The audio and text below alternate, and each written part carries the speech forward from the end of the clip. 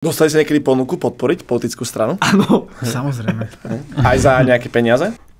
Ja som to mal v desiatkách tisíc, hej, ale zmietol som to zo stola, to... Myslíš, že to niekto iný zobral, ponuku, ktorú si ty dostal? Ja si myslím, že každý sa rozhodoval proste len tak, že koho chce voliť, tak to tam povedal. Podľa svedomia svojho. Podľa svedomia, hej. Povieš nám, že kto? Ja to môžem vypípať ináč. Sľubujem. Čo keď niekto vie čítať z pery? Však ti dám aj My dáme black screen potom. Alebo tú našu reakciu, nech Lazarov. Ja som bol v Japonsku a zrazu mi zavolala OK. a ja, že halo, čau, ahoj. No čauko Filip, počúvaj, ja mám takú otázku na teba, že my do toho ideme akože aj tak, že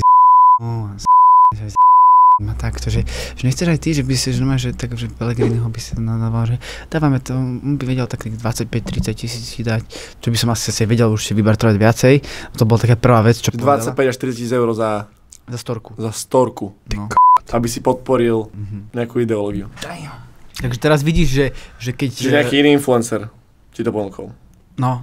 A nič, no, takže vidíš proste, že ktorí sú tí kompromitovaní. OK. Compromised. Ale pozri sa, akože ja to beriem, že napríklad pokiaľ oni majú veľmi zlú skúsenosť s tou druhou stranou a práve že pozitívnu s tou, ktorú podporili a ešte do toho dostanú peniaze. Je to OK? Tak je to viacej OK, ako len vyslovene, že ísť proti svojim hodnotám a v takejto vysokej úrovni a zobrať len peniaze a proste vysrať sa na Slovensku. Hlavne platí moratórium.